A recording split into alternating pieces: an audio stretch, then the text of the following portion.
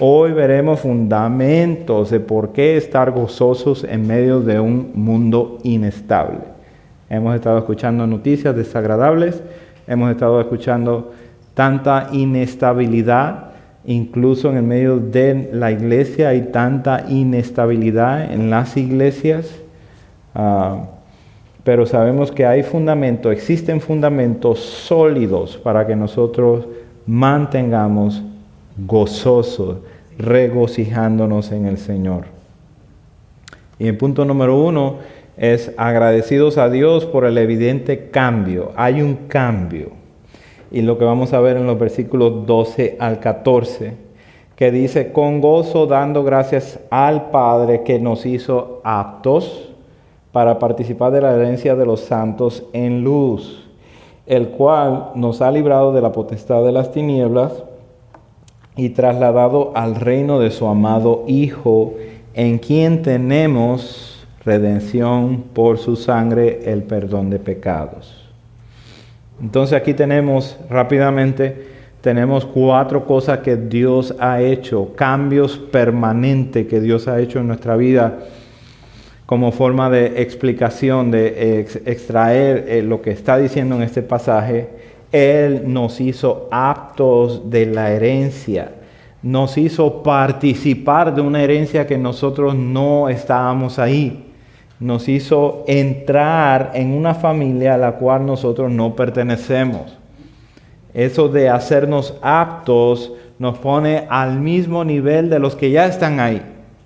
Nos pone al mismo nivel de heredar con Cristo Jesús algo que nosotros no merecemos. Aquí están las riquezas de su gracia, aquí están las riquezas de su gloria en el sentido completo de toda la profunda forma de Dios bendecir a aquellos que son suyos, aquellos que son en Cristo, aquellos que son de su amado. Estos son hechos aptos. Esta mañana leíamos en Juan que Dios nos ha hecho nacer de Él.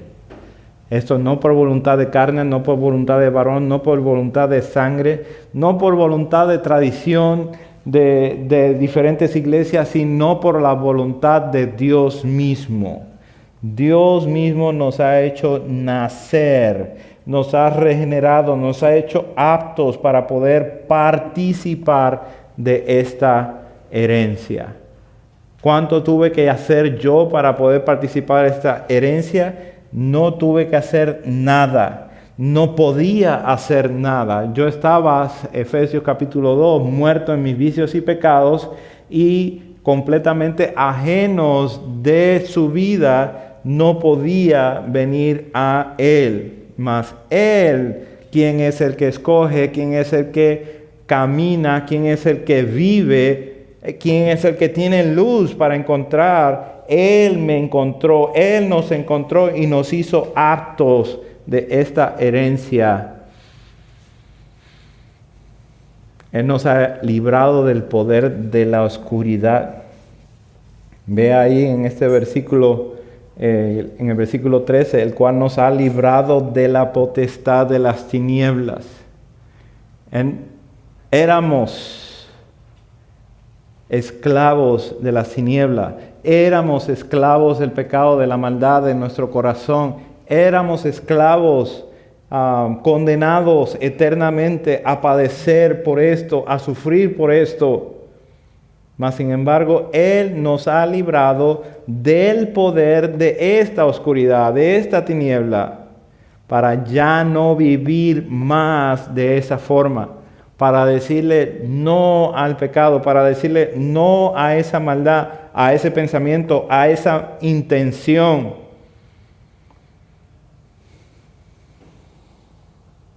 Bien pudiéramos pensar que Dios nos ha librado del infierno. Bien pudiéramos pensar y estaríamos correctos decir que Dios nos ha sacado de las garras del fuego del infierno. Mas sin embargo, no solamente aplica eso, sino aplica todos los días de nuestra vida, de este mundo como agobia y trae influencias para nuestra vida para que nuestro pecado siga siendo progresado. Dios nos ha librado de ese poder. Dios nos ha librado de esa maldad. Dios nos ha librado de la condenación a esa maldad. Y bien pudiéramos decir que con eso tuviéramos. Pero aquí es donde las riquezas de su gracia sobreabundan en cada uno de nosotros, en cada uno de los que han sido redimidos por la sangre de Cristo, en que no es sencillamente sacarte del fuego del infierno, no es sencillamente sacarte bajo el dominio de Satanás y el dominio de tu corazón engañoso. No es sencillamente sacarte de la potestad de este mundo que está organizado bajo diferentes gobiernos de maldad, de espirituales, sino que te ha trasladado al reino de su Hijo amado. ¿Usted nota la diferencia?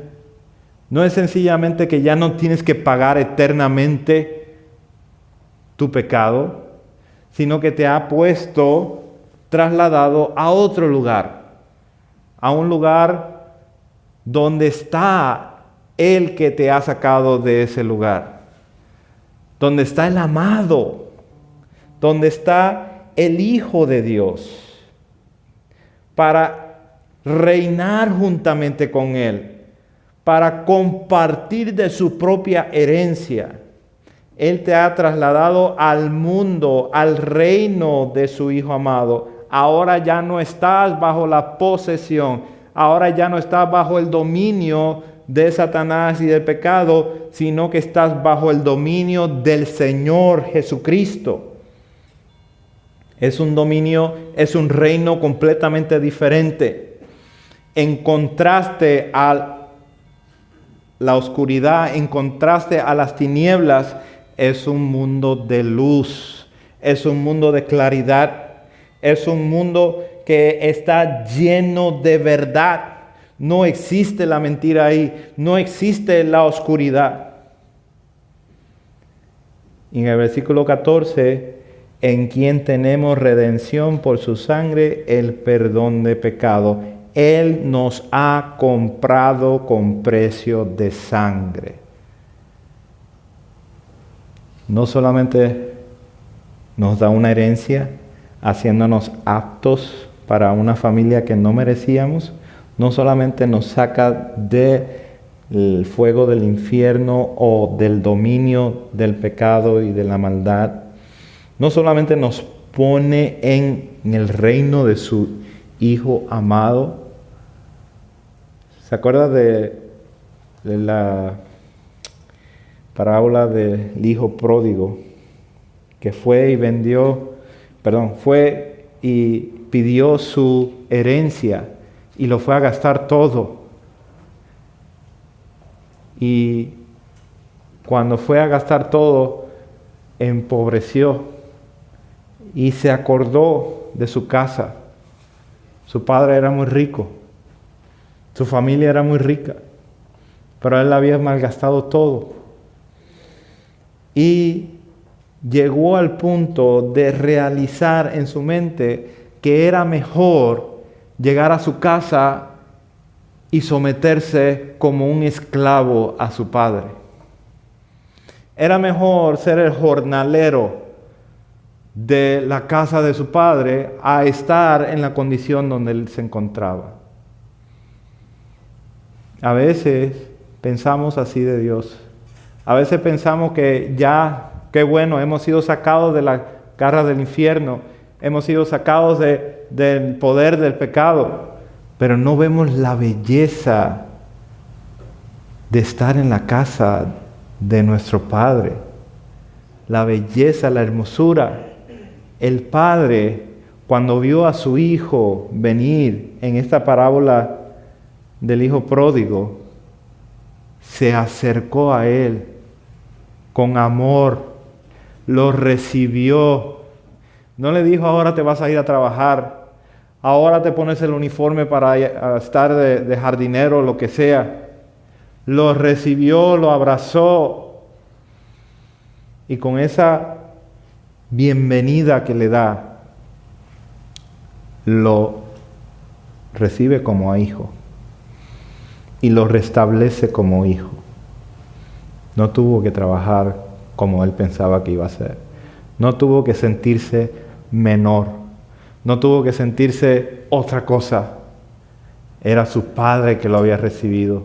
Así cada uno de nosotros, hermanos, cuando somos comprados con precio de sangre, pensemos que lo que significa esto es que Dios te amó al punto de quebrantar a su propio Hijo en la cruz del Calvario, que no escatimó esa penalidad sobre su Hijo, sino que dejó que su amor concentrado, completo, en rescatarte, en trasladarte, en comprarte, lo llevó a crucificar, a tratar al justo como a un injusto, al creador de todas las cosas, a tratarlo como a uno de nosotros. Eso con precio de sangre, para que su justicia fuera satisfecha, completa, para que todos los atributos de Dios no fueran comprometidos, sino fueran manifestados, fueran enseñados, exhibidos. Y por eso, hermanos, recibimos el perdón de pecado. Punto número 2. Debemos estar agradecidos a Dios por la revelación de su Hijo, en quien se basa el hecho de que Dios haya hecho un cambio permanente. Dice en el versículo 13, y nos trasladó al reino de su amado Hijo. Él es la razón de este cambio. Él es el motor de este cambio. Él es la base completa, segura, firme de este cambio. ¿Y quién es Él? ¿Quién es el Hijo amado? ¿Quién es el amado de Dios? Y eso vamos a ver ahora en los versículos 15 en adelante.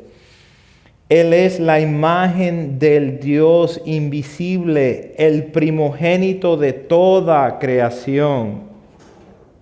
Porque en Él fueron creadas todas las cosas, las que están en los cielos y las que hay en la tierra, visibles e invisibles, sean tronos, sean dominios, sean principados, sean potestades. Todo fue creado por medio de Él y para Él. Y Él es antes de todas las cosas y todas las cosas en Él subsisten. Y Él es la cabeza del cuerpo que es la iglesia. El que es el principio, el primogénito entre los muertos, para que en todo tenga la preeminencia. Él es la imagen del Dios invisible. Nadie ha visto a Dios jamás. El único que la ha visto es el Hijo. Y Él es el único que le ha dado a conocer. Él es el encargado de toda la creación. Mire este pasaje, hermano. En el versículo 15, el primogénito de toda la creación. Note que esto no significa que Él es el primero que nació en la creación. Eso es una mala interpretación al contexto de lo que se está enseñando aquí. Él es el primogénito en rango, el que está encargado de toda la creación. ¿Por qué sabemos eso? Porque dice, en Él fueron creadas todas estas cosas. Por Él fueron creadas todas estas cosas y para Él fueron creadas todas estas cosas. ¿Qué incluyen todas estas cosas? Leamos otra vez. Versículo 16. Todas las cosas, las que hay en los cielos las que hay en la tierra, usted lo vea o no lo vea, visible o invisible, sean tronos, sean dominios, sean principados, sean potestades, todo ha sido creado por Él. Dice Juan que todas las cosas, el libro de Juan, todas las cosas por Él fueron hechas, y hace una aclaración para no dejar nada afuera. Y sin Él, nada lo que ha sido hecho fue hecho. Muy claro la palabra de Dios. El siempre existente Dios, el siempre existente Hijo de Dios, es la razón de toda la creación. Toda la creación le pertenece al Hijo de Dios. Todas las cosas fueron creadas en Él, fueron creadas por medio de Él y fueron creadas para Él. Ahora vamos entonces comprendiendo un poco de la realidad de Dios para este mundo, de la realidad de Dios, de nuestro propósito en esta vida, de nuestra existencia en esta vida. Seguimos con el versículo 17. En Él es antes de todas las cosas. Esto está hablando de tiempo. Eso está hablando de que Él es antes de todas las cosas. Antes de que existiera el tiempo, Él es. Y eso es Dios. Dios es el siempre existente. Jesucristo, el Hijo de Dios, es el siempre existente. Nunca ha tenido un principio y nunca va a tener un fin. Él es el alfa, Él es el omega, Él es el verbo, el que era en el principio con Dios. Él es Dios. Mire lo que dice la siguiente parte del versículo 17. Todas las cosas en Él subsisten. Eso quiere decir que Él sostiene todo, mantiene todas las cosas juntas. Cristo sostiene el universo y preserva el equilibrio necesario de fuerza, masa, energía para la existencia y continuidad de la vida. Él es el que sustenta todas las cosas con la palabra de su poder. ¿Se acuerdan el principio en Génesis capítulo 1? Dijo Dios: sea la luz, y hasta que diga Dios que no sea la luz, esa luz continuará. Y este planeta, de la forma que da vueltas, así lo puso Dios. La palabra de su poder hace que dé vueltas y nunca dejará de dar vueltas hasta que diga Dios hasta aquí. Este es el Señor del universo. Este es el que sostiene todas las cosas. Él también sostiene tu vida. Él también te lleva por aguas de reposo, por pastos delicados. Él es el pastor de pastores. Él es el que te cuida. Él es el que pone Él es el que pone ancianos en la iglesia para cuidar de tu vida. Él es el que lleva y trae predicadores a tu vida para que hablen palabra de Dios y puedas continuar el camino que Dios ha preparado para ti. Él es el que sostiene todas las cosas. Ahora puedes pensar en el Hijo de Dios caminando en esta tierra. Dios no viendo que era en forma de Dios, sino que se despojó a sí mismo para venir a vivir hecho carne y sosteniendo todas las cosas del universo, se sube a la cruz para morir una muerte que no le merecía, que no le correspondía.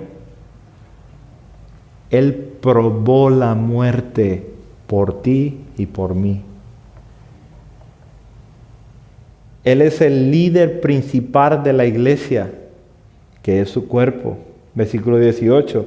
Él es la cabeza del cuerpo, que es la iglesia. El que sostiene todo el universo es la cabeza, el líder principal de la iglesia. ¿Qué privilegio tiene la iglesia? ¿Qué privilegio tan grande tiene la iglesia? No son ángeles los que son la cabeza o los líderes de la iglesia. No son potestades. Es el Hijo de Dios. Él es la fuente de vida. Dice, Él es el que es el principio. Él es la fuente de vida para la iglesia. Él es el que le da inauguración a la iglesia. Salió la iglesia de su cuerpo. Por eso la iglesia es su cuerpo. Así como la novia, así como la mujer es extensión del marido, así la iglesia es extensión de Jesucristo. Él es el que es la fuente de vida para la iglesia. Él es el ejemplo y garantía de una nueva creación. En el versículo 18 al final, el primogénito de entre los muertos, el primero en la nueva creación, resucitado para nunca morir. Vivimos esperando en esta esperanza. ¿Vieron cómo se transicionó esto del verbo hecho carne al Señor del universo, a la cabeza de la iglesia, a la nueva creación? El amo y Señor, el que sostiene todas las cosas, es el que sostiene tu vida. Y aunque vivas en un lugar inestable o en condiciones inestables, Él es quien es y su amor por ti no cambia. Él ama profundamente, completamente a cada uno que ha sido redimido por la sangre de su Hijo. Y en esto descansamos de que ese amor es inalterable. Punto número 3, somos agradecidos a Dios por la obra redentora.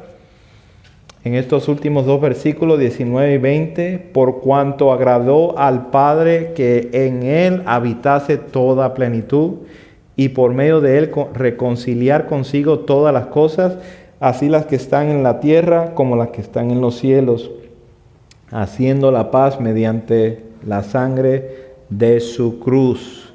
¿Cuál es la obra que ocurrió para que el cambio fuera permanente? Dice que le agradó al Padre. Esto es la voluntad de Dios. La relación, note aquí la relación entre el Padre y el Hijo. Esto se trata toda la historia. Usted y yo no somos el centro del enfoque de esta historia. Todo se trata del Hijo de Dios y la relación que tiene Él con el Padre. Nosotros somos donaciones de parte del Padre al Hijo, como regalos que le da el Padre al Hijo, como recompensa. Dios le da todos los derechos al Hijo. Nadie, escuche muy bien estas palabras, nadie viene al Padre si no es por Él. No al Hijo, nadie viene al Padre si no es por Él. No es el Hijo y otras cosas, no es el Hijo y ángeles o santos o lo que sea, es el Hijo exclusivamente. Él tiene la plenitud completa. Dios no ha compartido eso con nadie. Por eso, si estamos en el Hijo, tenemos todo. Porque hemos sido bendecidos con toda bendición espiritual en los lugares celestiales. En Él. Esto ocurre por medio de la reconciliación. No solo fueron creadas todas las cosas por medio de Él, sino que también fueron reconciliadas por medio de Él. ¿Ve la conexión? No solo fuimos creados por Él, sino fuimos reconciliados por Él, y la paz es el resultado de la justicia de Dios manifestada en la cruz. Conclusión. ¿Qué nos sucedió? ¿Un cambio permanente? ¿Quién es el autor de tan grande salvación? ¿Cuál es el fin de la obra redentora? ¿Podemos estar seguros en Cristo? ¿Podemos vivir gozosos en agradecimiento a nuestro Padre? ¿Podemos decirle a Dios, Abba, Padre, Papito? ¿Podemos acercarnos con esa confianza de que Él nos ha perdonado por medio de su Hijo? Dios está profundamente, completamente satisfecho en ti por lo que hizo Jesucristo. ¿Puedes creerle?